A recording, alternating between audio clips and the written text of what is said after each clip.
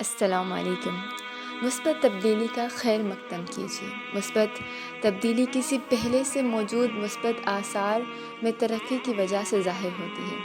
کبھی خیر کے پوشیدہ پہلو منظر عام پر آتے ہیں اور کبھی پہلے کی مسلسل کی گئی محنت کے پھل کے طور پر سامنے آتے ہیں۔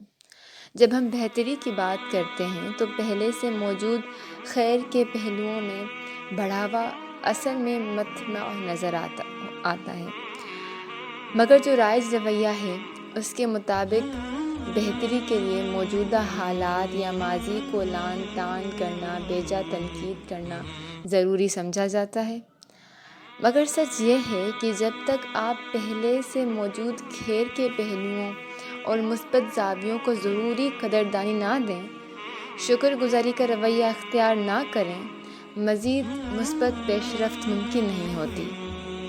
جو آفاقی اصول اللہ رب العزت نے بتایا ہے، اگر تم شکر کرو گے تو میں اضافہ کروں گا، یہی سچ ہے۔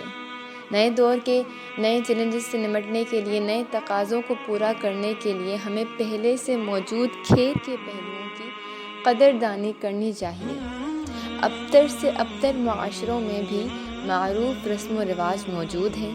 خود کو، اپنے گھر کو، خاندان کو، قوم کو، ملک کو، امت کو برا بھلا کہنا اور تنقید کرتے رہنا موقوف کر کے ذرا خیر کے پہلوؤں کی قدردانی اور شکر گزاری کرنا ہوگا۔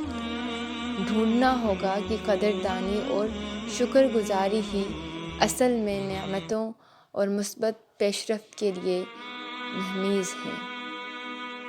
شکریہ۔